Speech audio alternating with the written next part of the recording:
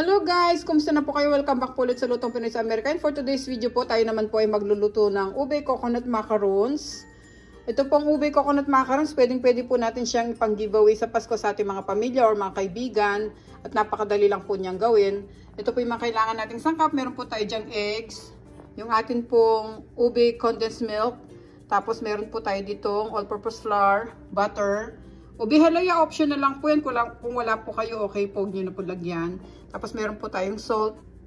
Ito po yung ating sweetened desiccated coconut. At meron lang po akong extra ube flavor dito. Just in case po magkulangan tayo ng kulay, ilalagyan po natin siya. Pero palagay ko hindi na kasi ube condensed milk naman po yung gagamitin natin. At naka-ready na rin po yung ating tray. Ito po, nilagyan ko na po sila ng mini baking cups. Para po mamaya mas mabilis po tayong matapos sa ating pagluluto ng ube coconut macarons. Okay guys, sa mga bago po dito sa aming channel, sana po mag-subscribe kayo sa Lutong Pinoy sa Amerika. At lahat po ng mga sangkap na gagamitin natin sa ating coconut macarons, ilalagay ko po sa description below, pakicheck nyo lang po. Maraming salamat po at mag-start na tayo. Okay, dito sa ating desiccated coconut, lalagay po natin yung ating all-purpose flour. Ihalo na natin siya kaagad. Tapos lagay natin yung ating salt.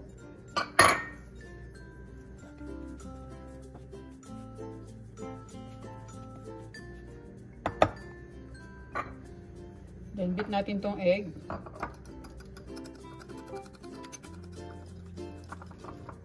Pwede na natin silang ibuhos.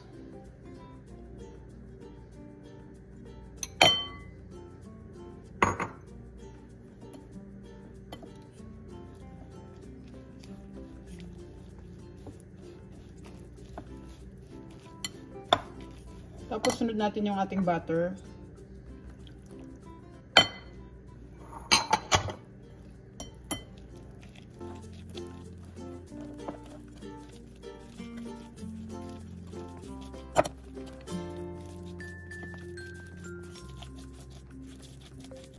Then, sunod na natin itong ating ube halaya.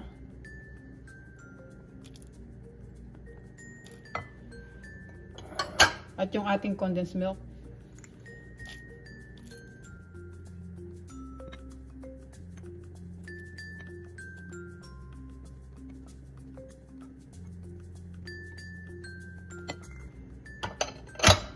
Mix natin.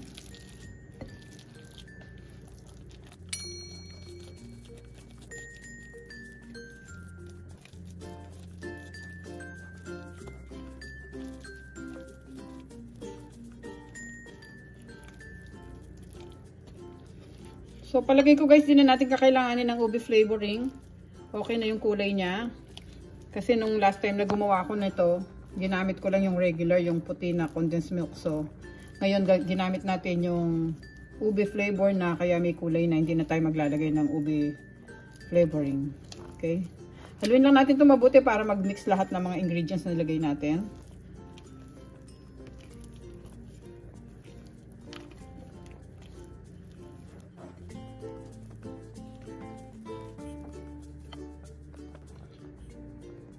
Ngayon, pwede na natin itong ilagay sa ating mga mini cups.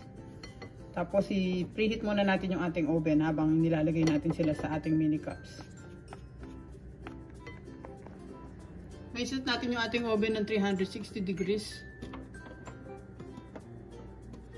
Hintayin natin siya ma-preheat. Okay. Okay, lagyan na natin yung ating mga mini cups.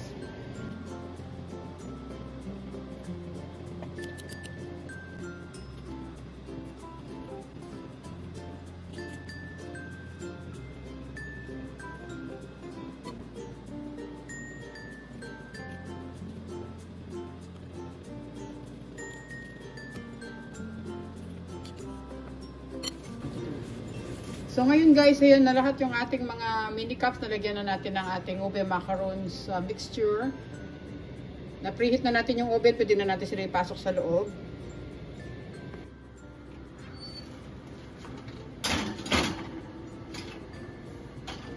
Hintayin natin sila maluto. Iset natin yung ating timer ng 18 to 20 minutes.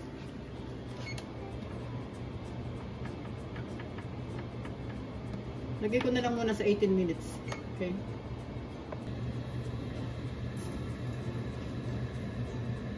So guys, tapos na yung ating timer. Pwede na natin silang i-check.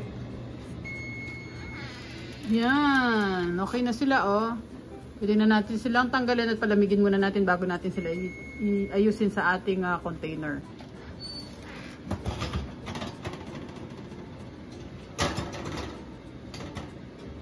Depende yan guys, kung medyo mahina yung oven nyo, dapat ilagay nyo sila 20 minutes.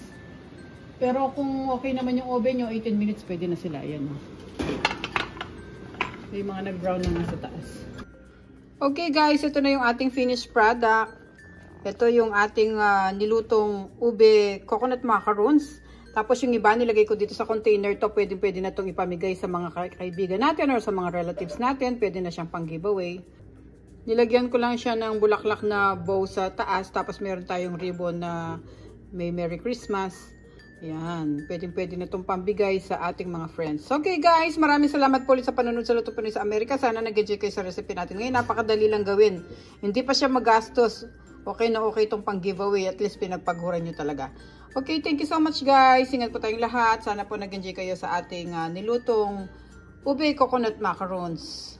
Okay, thank you. Ingat po tayong lahat. And advance Merry Christmas po sa lahat ng subscribers namin at sa mga bago po dito sa aming channel. Maraming salamat po sa laging suporta nyo po sa Lutong Pinoy sa Amerika. Thank you po.